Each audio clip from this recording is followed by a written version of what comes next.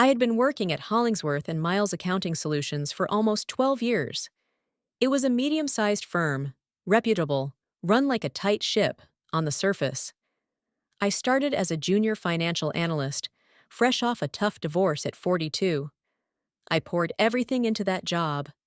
I worked late hours, trained new hires, handled crises, and was the one people came to when the numbers didn't make sense.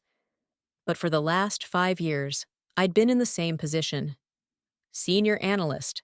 No promotion, no title change, and, most humiliatingly, no raise. Every time I brought it up, I was met with the same tired phrases. We're still recovering from that quarter. We have to wait until the new fiscal year. We value you, but it's just not feasible right now. And I believed them. Or maybe I chose to believe them. Because I needed the job. Because I was 47, then 48, then 49. And I knew the corporate world wasn't kind to women my age. The CEO, Mark Langford, was the type of man who always made sure you remembered he was in charge. Tall, silver-haired, charming, but with that undercurrent of cold dismissal when you spoke too confidently. He'd compliment my earrings, call me kiddo in meetings, and once told me, "We're lucky you don't want kids at this age. You'd be irreplaceable on maternity leave." He laughed when he said it. I didn't. Still, I kept my head down and did my job. I thought if I just proved myself enough, they'd finally reward me, that my patience would pay off. Then one morning, I overheard something in the break room. Not meant for me. Mark was speaking with another department head, Peter. They were chuckling about the retention bonus given to a new male hire, someone I had trained just 3 months ago. "Kid negotiated like a shark," Peter said. "Can't believe we gave him 75 more than Lisa." I froze. I couldn't breathe. 75 what? 75,000. I didn't confront anyone that day. I smiled, nodded, walked back to my desk, and typed my reports. But something inside me changed. The disbelief turned into a cold, heavy feeling in my chest. That night, I poured myself a glass of wine, sat on my couch, and pulled out my dusty old notebook, the one I used when things didn't sit right. I wrote down dates, names, promises. I highlighted inconsistencies. If they thought I was too tired or too old to notice, they were wrong. I wasn't going to argue. I was going to document.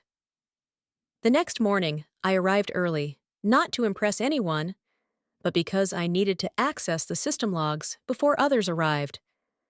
My hands trembled slightly as I logged into the company's outdated compensation records system. It wasn't part of my job to view HR documents, but I knew the system inside out. In my years there, I'd fixed more broken spreadsheets and formulas than I could count. If there were discrepancies, they'd be hiding in plain sight. I started by pulling the salary ranges for senior analysts. My role, the base pay listed, was $76,000. I was making $72,300. Fine, close enough. But then I pulled the payroll data for our department. Just names and figures. The name Carter Wilkes caught my eye. He was the one I trained, the shark who negotiated hard, as Mark had joked. His salary, $148,000.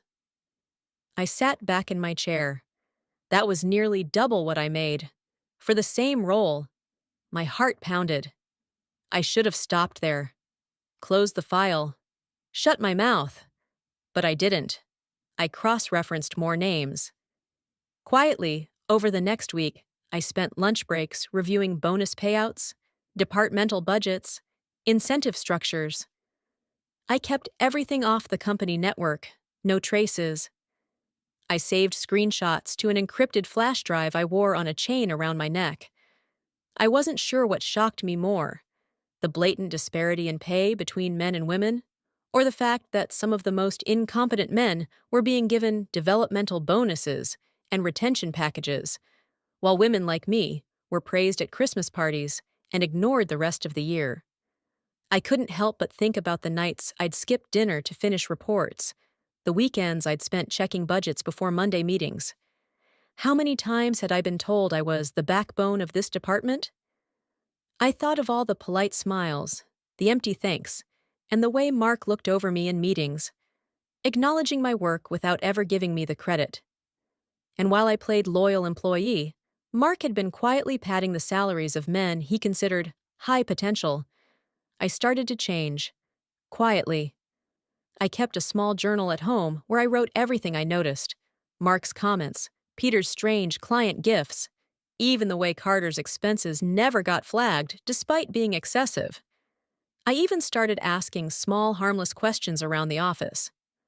"Oh, did you hear what Carter got as a bonus this year?" I'd say with a smile. Most people assumed I was just gossiping. But one of the secretaries, Julia, looked up from her tea one afternoon and muttered, "He's not the only one.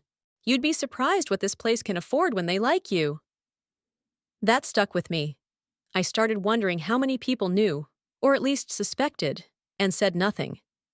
At night, I lay awake, staring at the ceiling. What was I going to do with this information? Was I ready to risk everything? I'd spent years rebuilding my life after my divorce. I had a tiny condo, nearly paid off. My daughter, Emma, had just started community college, and I was helping with tuition. I needed this job, but I was starting to wonder, maybe the job didn't deserve me. I started watching Mark more closely. He had a particular way of walking into the office, slow, confident, as if the floor itself made room for him. People smiled when he passed, but it wasn't respect I saw in their eyes. It was fear, or obligation, or habit.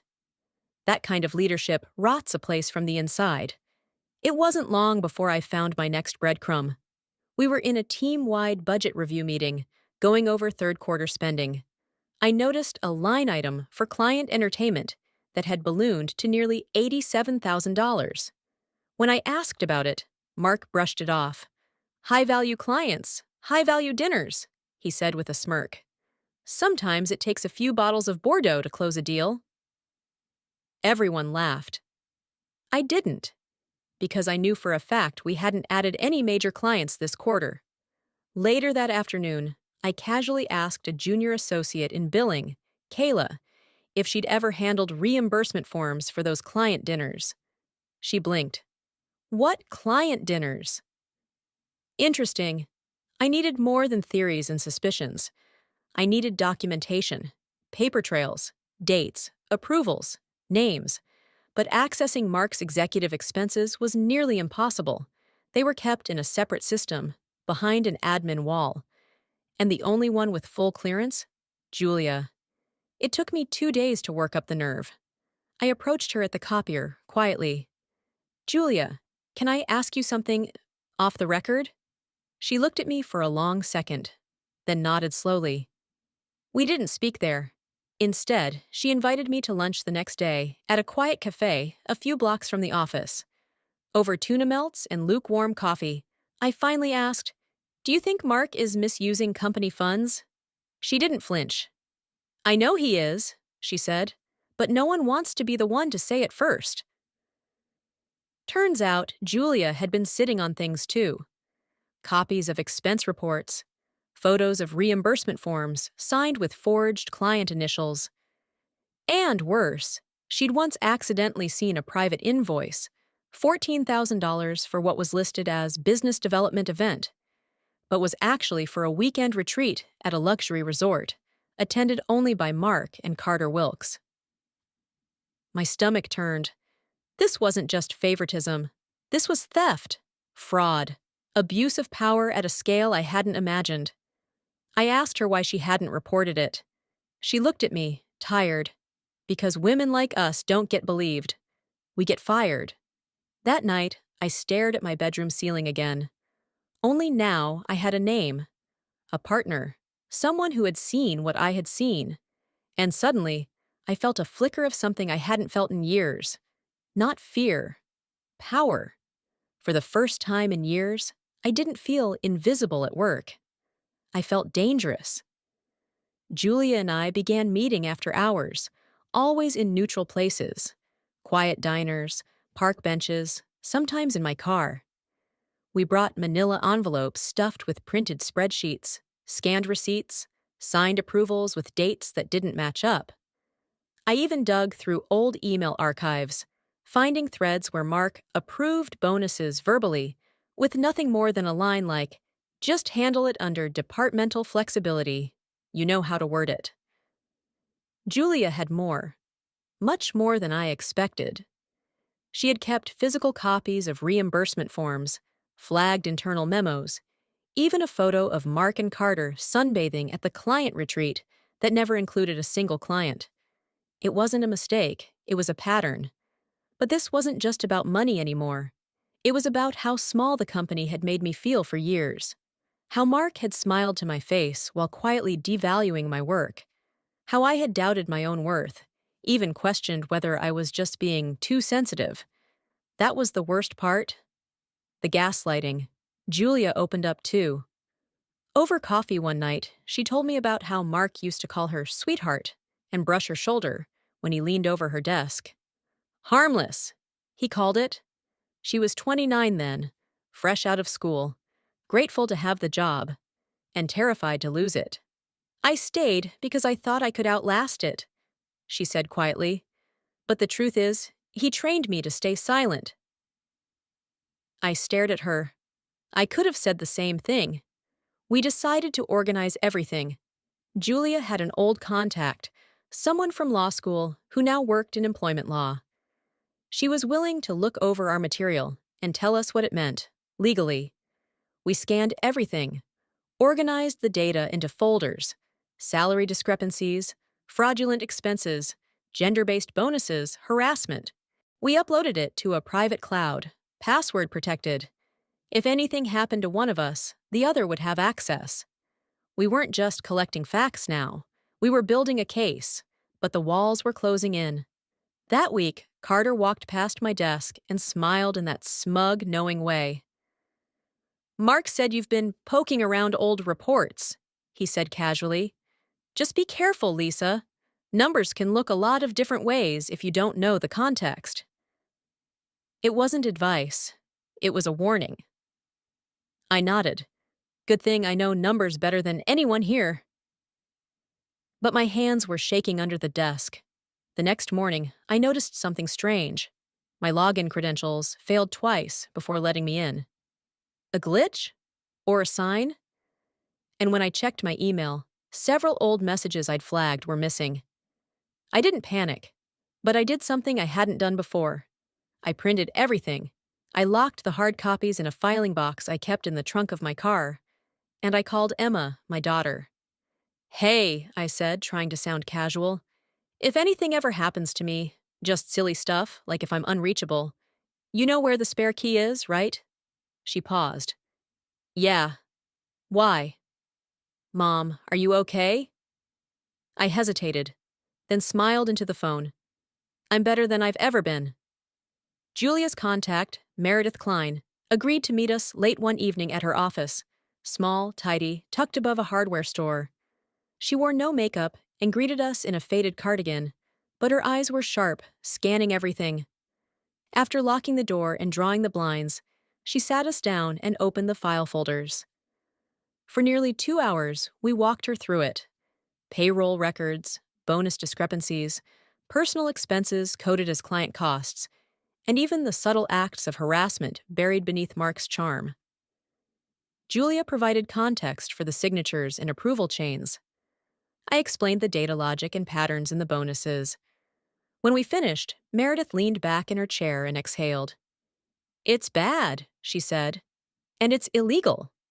She explained we had a legitimate case under both state labor laws and federal EEOC regulations. What Mark had done, systemic pay discrimination, misappropriation of company funds, and retaliatory intimidation, could destroy his career if it became public. "But here's the part you won't like," she said, looking directly at me. "You'll need to decide if you want justice or if you want safety. You can't have both." She recommended we first confront the board with our findings through official internal reporting channels. If that failed, or if there was retaliation, We'd go public and pursue legal action. As we left the office, the air outside felt heavier. Justice or safety, I repeated under my breath. That night, I sat in my kitchen with a cup of cold tea and thought about what Meredith had said. I thought about Emma, who had no idea her mother was about to ignite a war.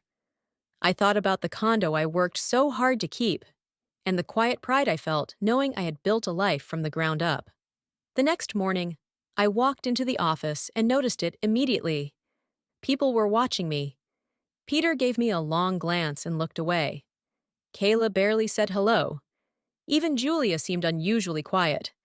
Then I saw it, an email from HR. Subject: Schedule for informal review discussion. I clicked. It was a routine performance check-in, scheduled for the next day. With Mark. I stared at the screen. Routine wasn't routine at this company. It was a pretext. I forwarded it to Julia with a single line. They know. That evening, I took every document we had, copied them again, and gave a sealed envelope to Emma. Don't open it unless I tell you to, I said, keeping my voice light. Just helping with a project. She frowned. Is everything okay? I smiled. It will be. Inside, I wasn't sure. I was walking into a meeting with a man who'd stolen years from me, who wielded charm like a weapon, and who now suspected I was a threat. But I wasn't afraid of him anymore. I was angry, and anger is what kept me calm as I planned exactly what to say. The conference room was quiet when I entered. Mark sat at the head of the table, perfectly composed. His silver cufflinks glinted under the recessed lighting. Next to him was Carol from HR, flipping through a thin file that I knew was just for show. Lisa, Mark said with a smile that didn't reach his eyes. Thanks for joining us. I nodded and took the seat across from them, carefully placing my leather folder on the table. We just want to check in, Carol began, to get a sense of how you're feeling about your current role, where you see yourself growing. Cut the script, I interrupted calmly. This isn't a review. You're here because you think I know something. Carol blinked, thrown. Mark tilted his head slightly. That's a bold thing to say. I leaned forward. Boldness isn't new to me. What's new is realizing just how deep this company's rot goes. He didn't flinch. I don't know what you think you found, but making baseless accusations can be career-ending. I opened my folder, pulled out a page, slid it across the table. Is this your signature, Mark? I asked, tapping the line. Approving a $14,000 client event that didn't exist. His eyes darted to Carol. I sign dozens of those forms a week. Funny, I said, because this one's dated the same weekend you and Carter were at the Catalina Resort. You billed it as a business expense. I didn't bring everything, not yet. But enough. Enough to see his face change. I think this conversation is over, he said sharply. Not quite, I replied, sliding another paper over.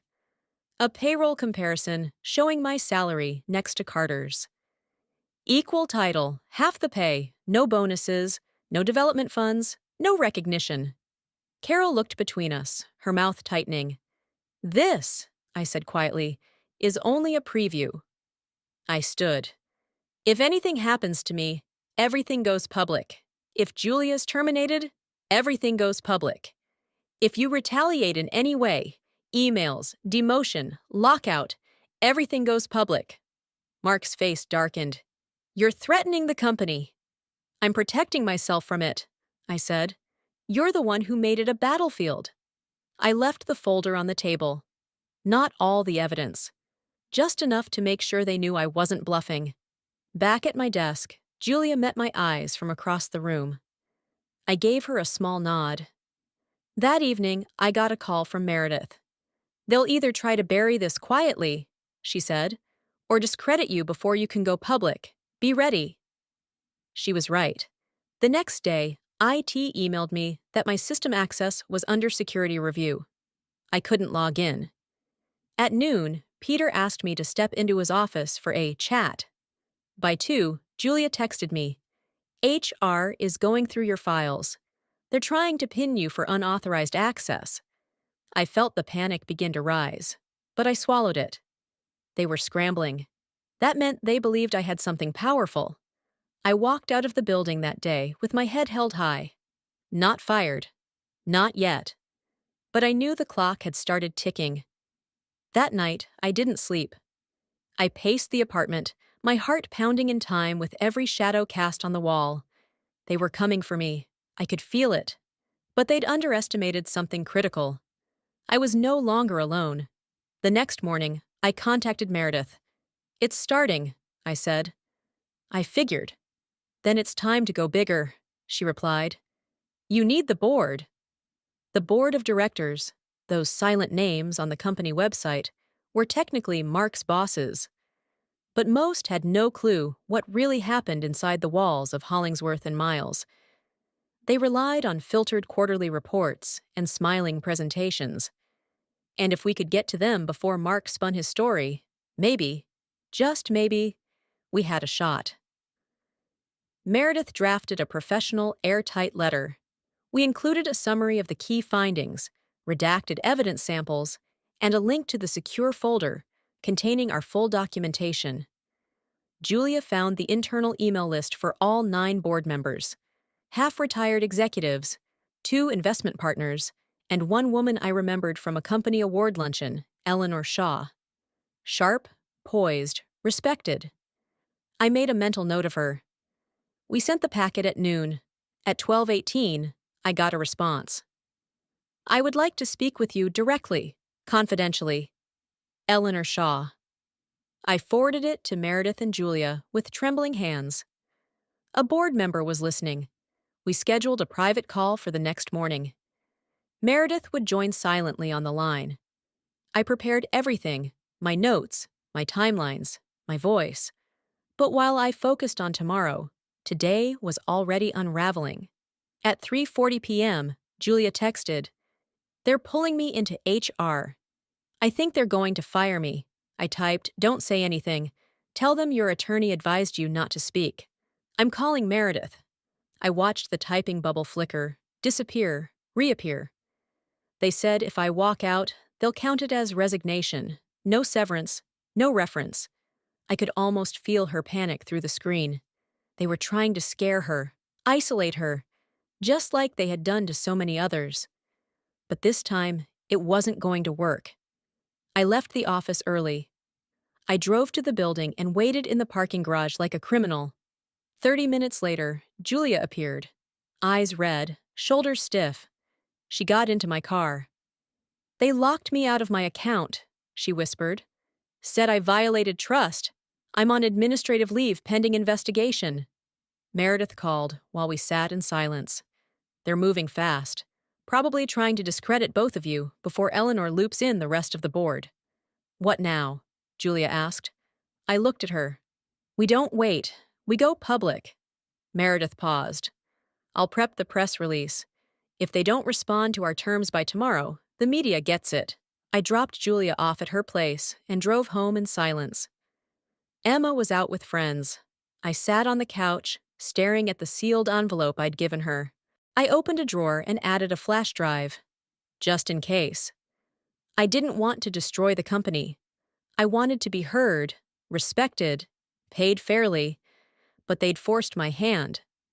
By midnight, Meredith had sent me a draft headline.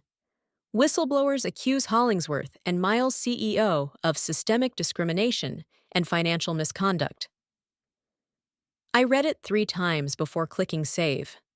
Eleanor's voice came through steady and clear. We were on a secure call, just the 2 of us. Meredith was listening silently from the background, ready to intervene if needed. I've read your summary, Eleanor said, and I want to be frank.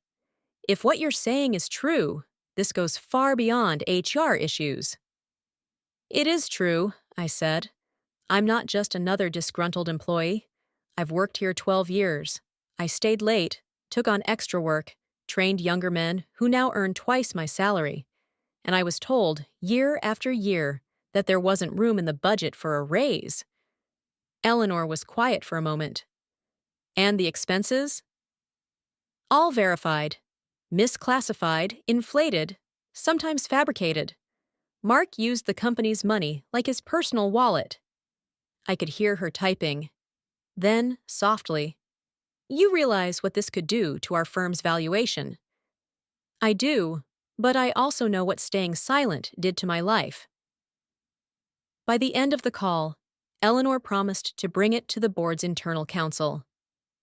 "But Lisa," she added carefully, "if the others push back, I may be alone in this."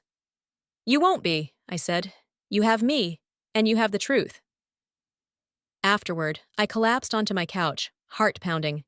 Julia texted me one word. "Well?" I wrote back. "We might have a window, a small one. But it's there." The next morning, I woke to an email forwarded by Meredith. It was from Mark. He'd requested a closed-door, urgent board session. And in the subject line, damage control. Mark's board meeting happened behind closed doors. No minutes. No internal updates. Just a silence that dragged across 2 days. Julia didn't speak much. She was trying to figure out if her work laptop had been confiscated legally. Meredith said they were bluffing, trying to rattle her. I kept telling Julia to hang on, but the wait was beginning to feel like a slow suffocation. Then, on a quiet Thursday morning, my phone rang. It was Eleanor. "They're split," she said bluntly. 3 want to keep it quiet. 2 are loyal to Mark. 2 are undecided. 1 is worried about public exposure. But he might bend if we push. "Push how?" She hesitated. "Leak just enough. A warning shot." Meredith agreed. "We leak to a trusted journalist. Nothing public. Just enough to let them know this won't stay buried." An hour later, Meredith contacted a reporter she'd worked with during a previous corporate case, Annabelle Graves, known for high-integrity exposés. No nonsense, no sensationalism. Meredith gave her a redacted summary under NDA. The next morning, we got word. Annabelle had contacted the company for comment. That afternoon, chaos broke loose. Julia called me in shock. "They just emailed everyone.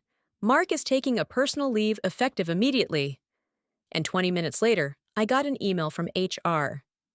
"We'd like to formally revisit your prior compensation review. Please contact us to schedule a meeting." I stared at the screen. Not with joy, not yet. Because they weren't doing this out of decency. They were trying to control the fallout. I didn't respond to HR right away. Instead, I forwarded the email to Meredith. "Keep them waiting," she said. "They're stalling for their own survival, not yours." Later that afternoon, Eleanor called. "The board has voted to remove Mark permanently," she said. "They're offering him a quiet severance and confidentiality, but he's out." I let out a breath I didn't realize I was holding. "Lisa," she continued, "they'd like to resolve your matter internally. Promotion, back pay, public recognition, if you want it.